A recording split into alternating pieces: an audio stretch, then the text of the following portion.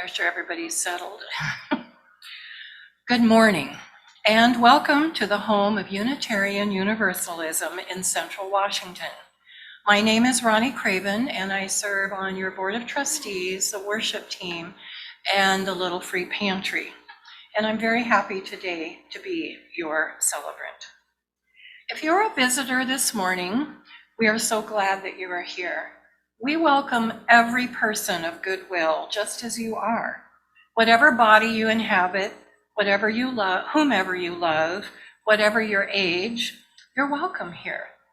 We invite everyone to join us for coffee after the service with treats and conversation. And if you're on Zoom, be sure to join your fellow Zoom mates in a little bit of fellowship afterwards. For the folks on Zoom, you will find the order of service in your chat. So every Sunday, we read a land acknowledgement. Some are very talented and right individual ones. They all are coming from the heart. I'm reading our traditional land acknowledgement, but it is never stale for me or has less meaning just because we've repeated it. Our fellowship is located on the ancestral homeland of the Pasquosa. For thousands of years, the Pasquosa have been stewards of this land, fishing, hunting, gathering roots and berries, and practicing their cultural traditions. The Pasquosa still live here. We acknowledge that their land has been taken over because the US government broke their treaty obligations and carelessly allowed uninvited white colonizers to settle here. We stand alongside our indigenous neighbors as they continue their traditions and seek to have all their rights recognized. And we have to acknowledge our shared responsibility to sustain right relations with each other and the land. For more information on this subject, please visit our website cascadeuu.org under Welcome. The chalice and flame are a symbol of our congregation gathered in principles and faith. If you at home have your chalice with you, please join me now in lighting it. Here in our sanctuary, we will speak these lighting words in unison.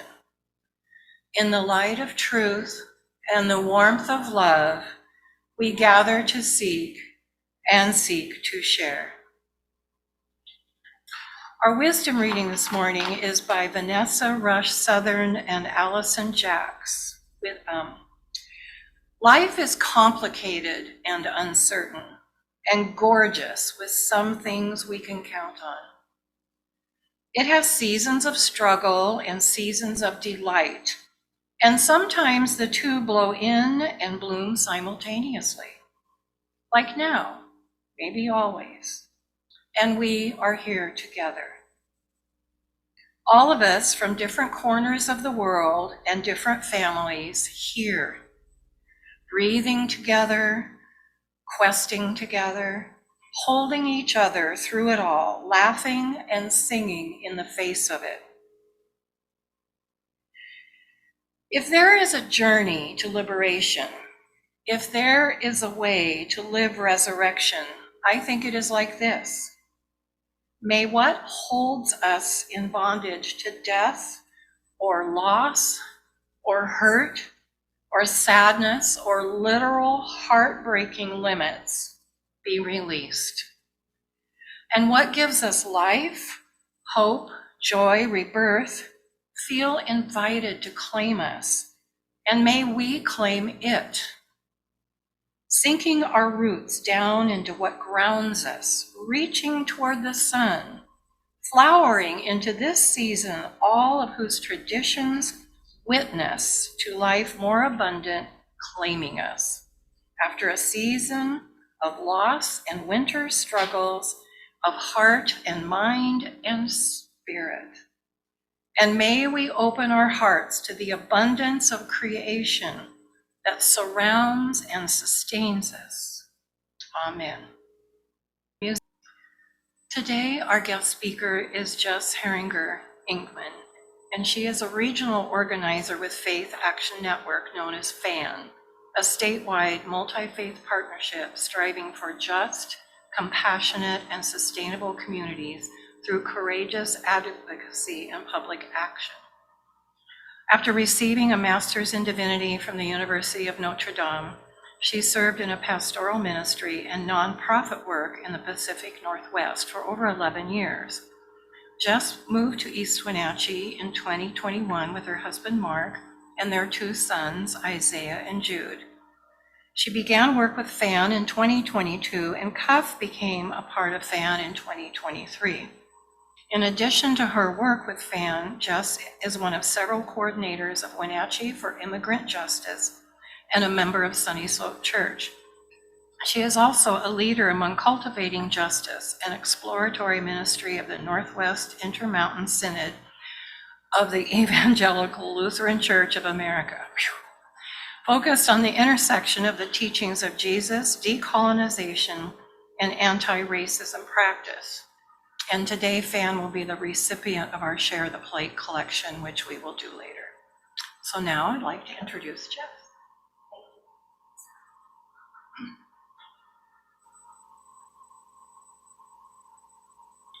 Good morning. I'm grateful to be here, and I'm sorry I'm a little raspy. Been about a week of not being able to speak, but I have enough voice today. And I'm going to start with a reading from the Gospel of Luke, from my tradition to share with you to set the stage. When Jesus came to Nazareth, where he had been brought up, he went to the synagogue on the Sabbath day, as was his custom. He stood up to read, and the scroll of the prophet Isaiah was given to him.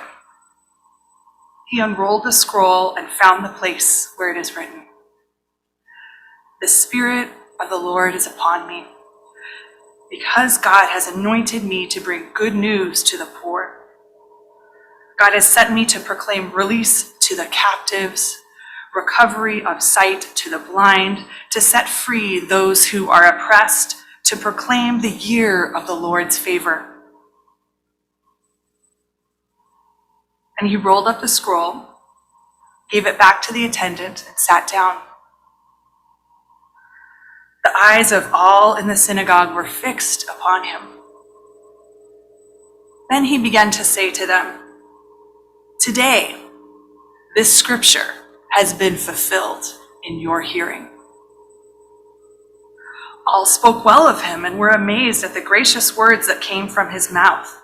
They said, "Is this not Joseph's son?" Jesus said to them, "Doubtless you will quote me this proverb, 'Doctor, cure yourself.' And you will say, 'Do here also in your hometown the things that we have heard you do in Capernaum.'"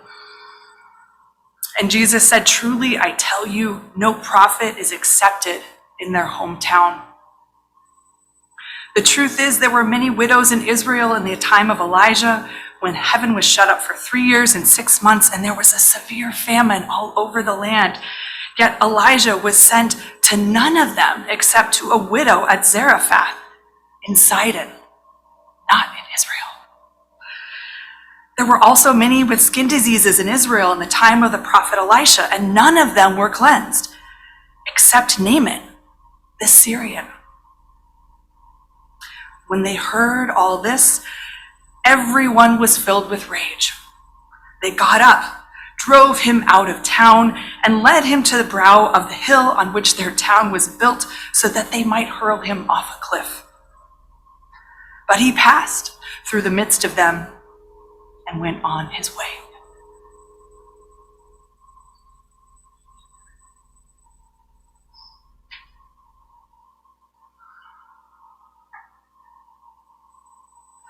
So this is my third time at CUUF, and I am so delighted to be here with you all again. Last January, you welcomed me when Jamie Krish and Lupe Peregrino and I were sharing about Wenatchee for Immigrant Justice. And since the spring, when CUUF became part of FAN, we have been collaborating in church basements and parking lots and the Memorial Park, all these places, and I have just really enjoyed getting to know many of you out in the community. People here, you already know that there's a lot at stake in Wenatchee, in our state, and in the world for the sake of justice. The advocacy and the action must continue. And if we have any hope of sustaining the work and finding joy amidst the struggle and even periods of rejection and uncertainty, I believe we must ground ourselves in relationship and be in touch with the sacred within each one of us. So being in a community here where you are guided by 7 principles like human dignity, justice, spiritual growth, the free and responsible search for meaning, it's really an honor to be able to come here and share a little bit about some of my own spiritual roots that guide my work for justice, that guide my family. And while I come from a largely Christian context, my hope is that some of my story will touch upon your stories. That knowing one another better, our collaboration with the Interfaith Justice Coalition and with FAN will be deepened. So, although I feel very comfortable in multi-faith spaces now, I actually grew up and largely worked within pretty insular Catholic communities for the first 35 years of my life, 34 years of my life. From a young age, I felt called to be a priest and help people connect their faith and justice issues.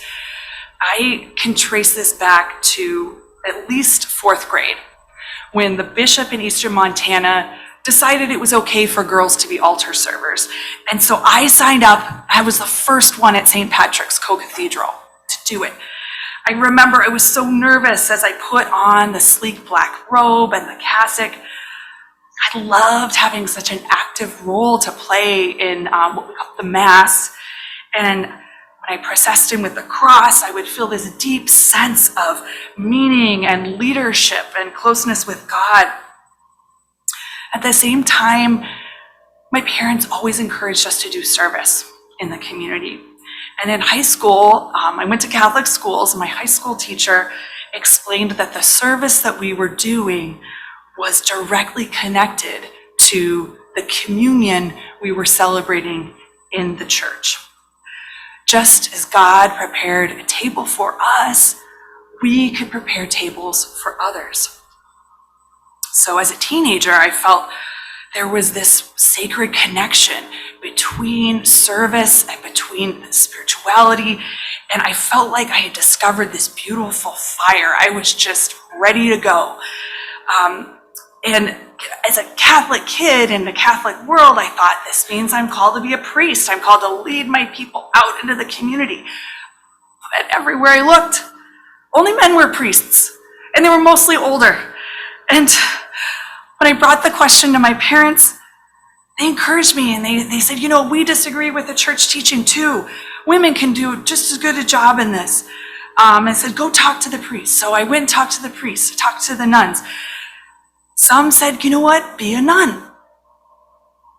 Decided not to go that route. But Father John, my pastor, said, I don't think it will change in my lifetime, but maybe in yours. Well, that was enough for me to keep pushing and trying. And as I grew up, I felt this prophetic spirit kind of working within me. I wanted to demonstrate how capable women were in ministry. I wanted to help people connect their faith and justice, and to start connecting the dots that if we're addressing injustice out in the world, we also need to look at clericalism and sexism and hierarchy within institutions like the Catholic Church. I spent many years in that struggle. Mark met me in the midst of that struggle and still loved me in it, thank goodness. But by the winter of 2017, I was in a period of deep depression and anxiety. I was working in a Jesuit Catholic parish in Portland. The average Catholic might thought I was living the dream because as a woman, I still had a chance to preach at times. I was helping prepare people for sacraments, and I was organizing in our parish for justice work. But inside, that prophetic spirit in me, I just still felt so much tension about the rules of who could and couldn't receive sacraments. I was worn down by the hierarchical structure. I felt like even the social justice issues we were trying to work on were ultimately in the purview of an all-male priesthood. I felt like my prophetic flame was burning out. And as I internally struggled, it also seemed like the broader society was coming apart at the seams. I don't know if you remember the winter of 2017, but the 45th president had just been sworn in. Protests were emerging at airports with a Muslim ban going into effect. There was this ratcheting up of anti-immigrant sentiment and policies. So it was in the midst of that internal and external chaos. I was feeling pretty isolated, and I knew something needed to change. I didn't know what. On a Wednesday evening, I decided to respond to an invitation from outside my circle, for the interfaith movement for immigrant justice. And I found myself in an unassuming fellowship hall hosted by Salt and Light Lutheran Church. It was the first session of Intercambio, a language and culture exchange. After sharing a meal, the bilingual leaders dispersed us to tables where primary English speakers were matched with primary Spanish speakers. I found myself sitting with Yolanda, a woman with this strange combination of a kind smile but very intense eyes. With pictures and props, we were invited to start a conversation by describing our families to one another.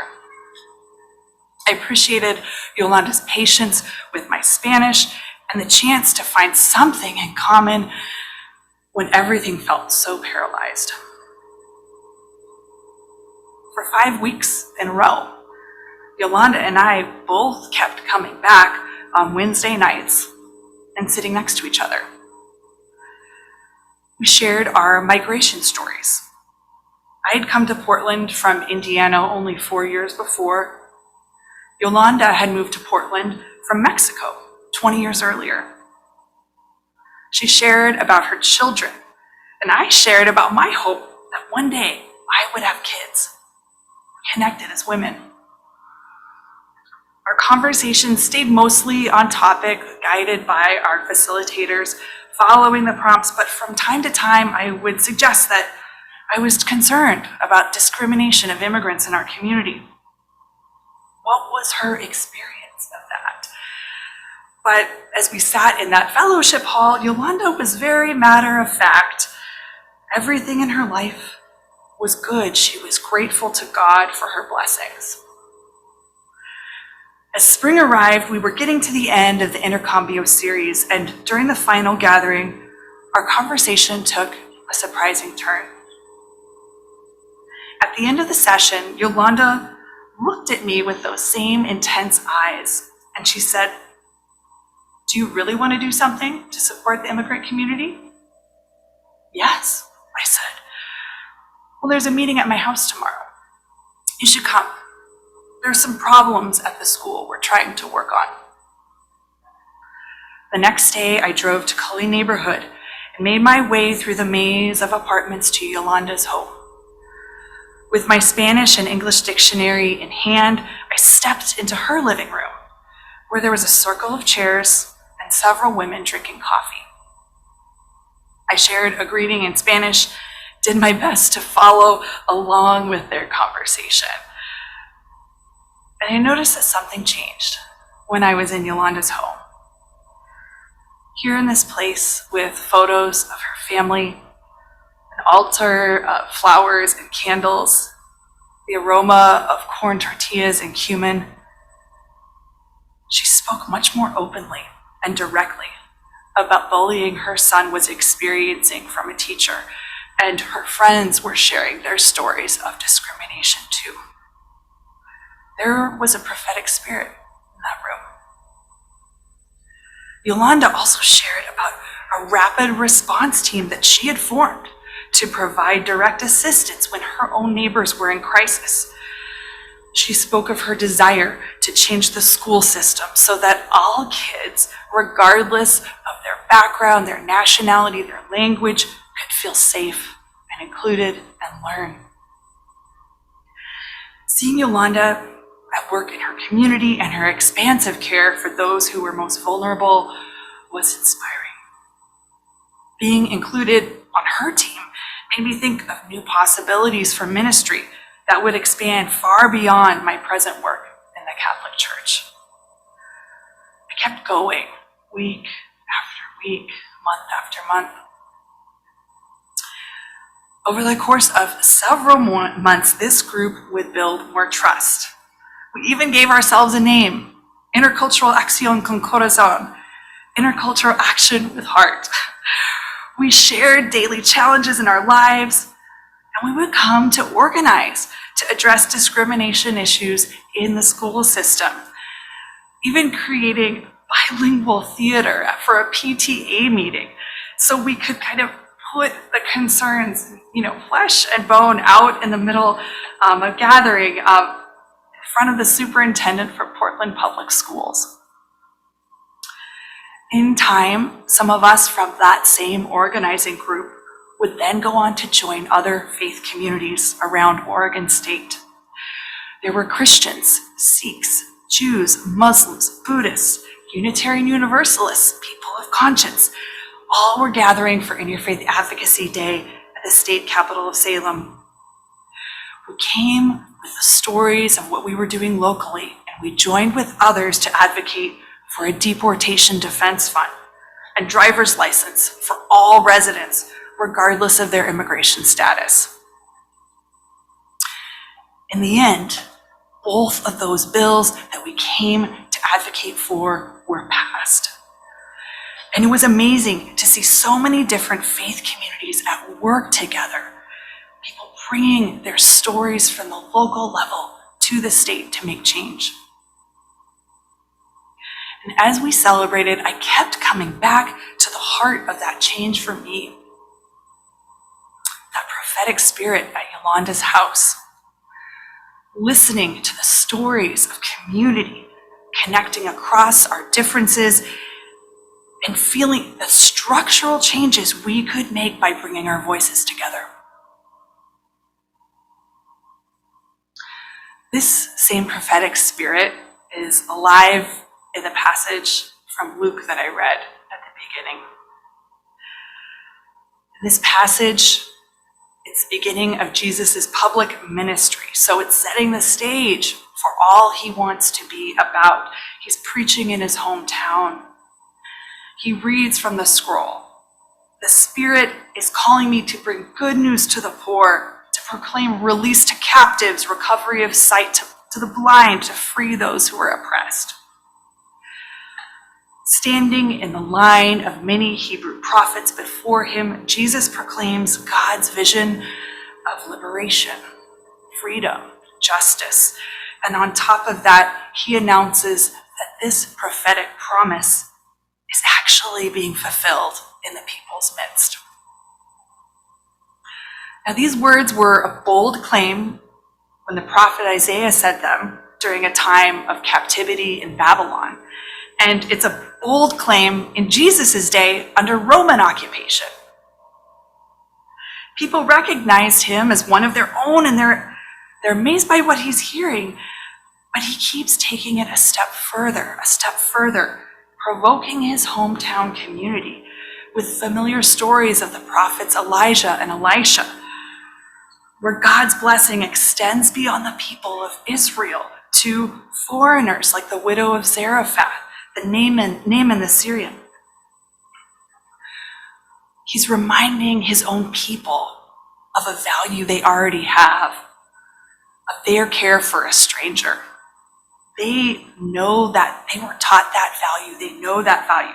But something in Jesus is pushing an insistence and saying, that's happening now, not just in the past. It's too much. It's too difficult. People are enraged. They hurl Jesus off a cliff.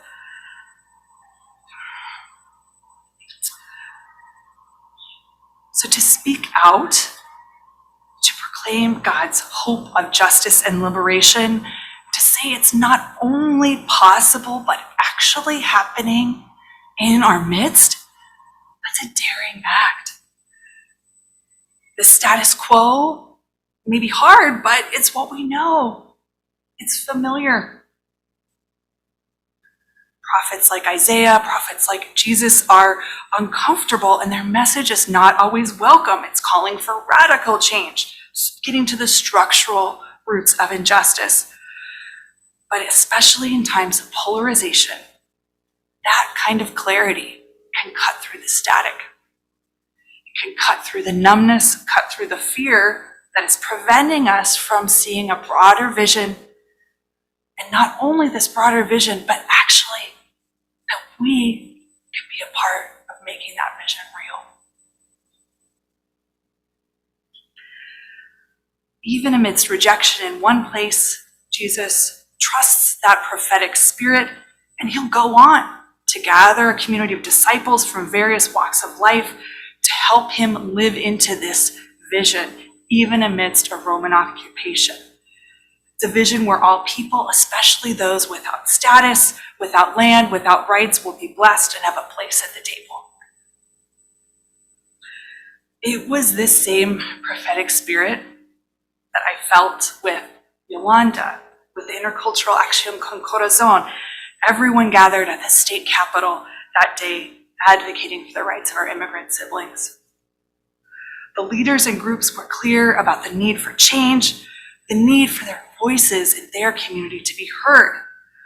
They built relationships across difference and worked to build power collectively for the sake of those who were most impacted by oppression. The more time I spent with them, the more I felt I could trust in my own prophetic spirit and make the heart change I needed to move beyond just a Catholic space, to claim my own voice. It's been almost 6 years since that winter, and a lot has changed for me, for our family, for our world. And since we moved to East Wenatchee in 2021, I have slowly been getting to know people here.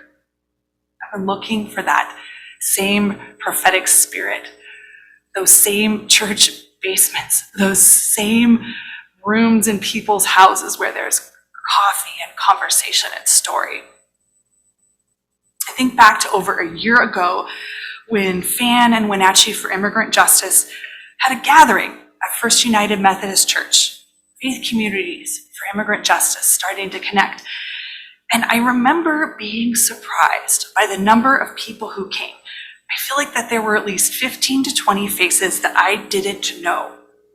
And I remember asking, where are those people from? Who are these people?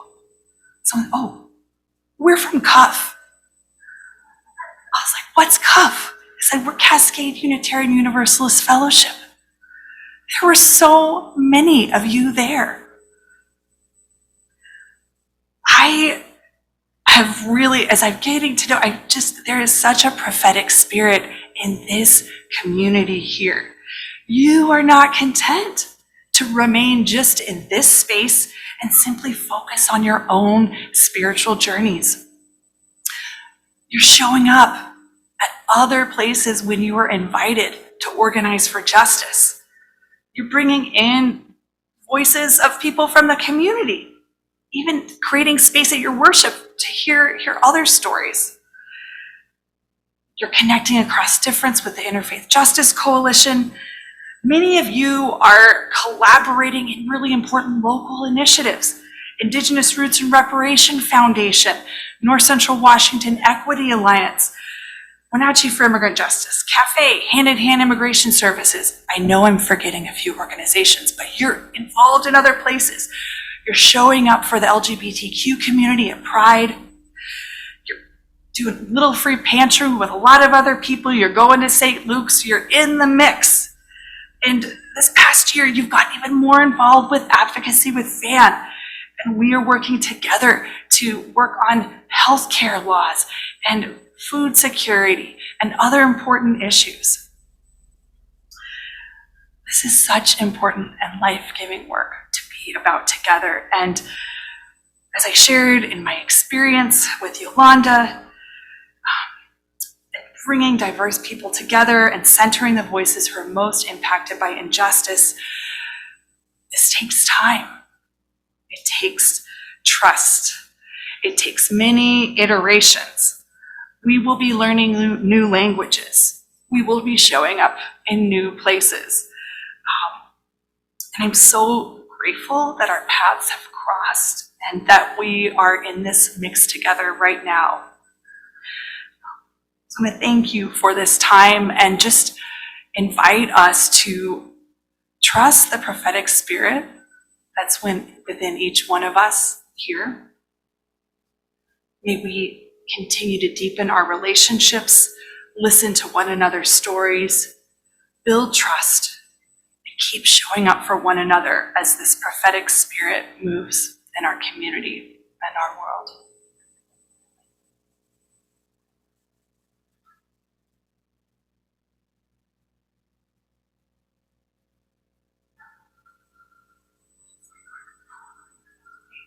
Thank you so much. Jess has a present.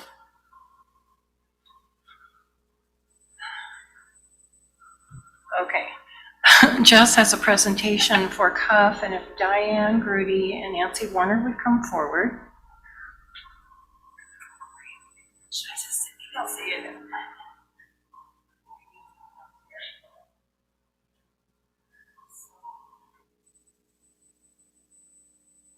Testing. Okay, great. Oh, thanks. Thank you. So whenever a new community decides to become part of Faith Action Network, and there are 167 communities now in Washington State that are a part of this work, we come and we celebrate that and bring this certificate. And so I'm sharing this with Nancy and Diane because they have volunteered to be the Faith Action Network liaisons for this community, but this really belongs to everyone here in this room. It is a symbol of our work together and how you all are an inspiration to us, and may we continue this together. So I want to, is there anything you want to say? Thank you. Great. And so this is just the beginning. I did, in the back, I don't know if this is the right place to say it, but I put a sign-up sheet. If you're not already on our e-news, you can get that. It's about every other week, once a week during the legislative session. That's a great way to connect with the state level advocacy. And you could also sign up for the Interfaith Justice Coalition listserv there. Just put a checkbox on your name. Those are ways that we're starting to work together.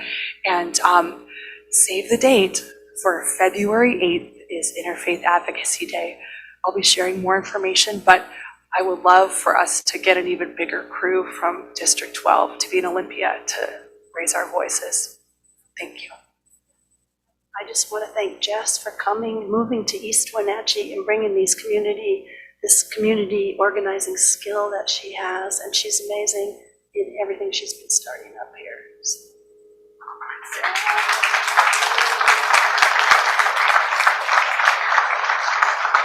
That was so good.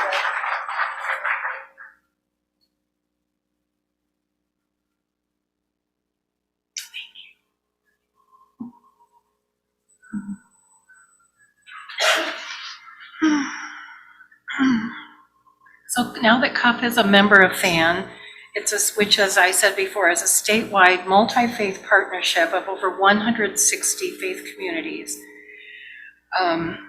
advocating for a more just, peaceful, and sustainable world. It's a powerful voice in the state legislature on critical social issues like economic justice, gun safety, affordable housing, environmental protection, access to health care, immigrant rights, and climate change.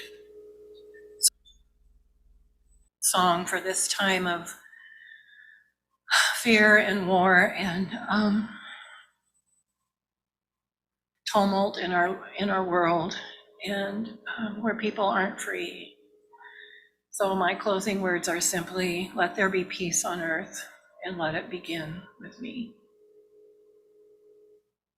So now, as we extinguish our chalice, please join us in the words printed in your order of service or on the screen.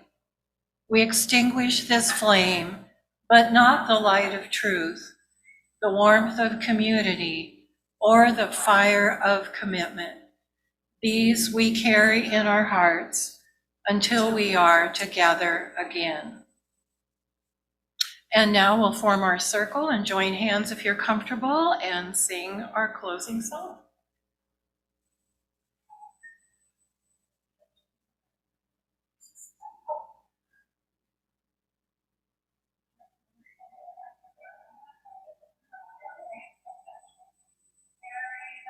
Flame of peace and love until we meet again. Carry the flame of peace and love until we meet again.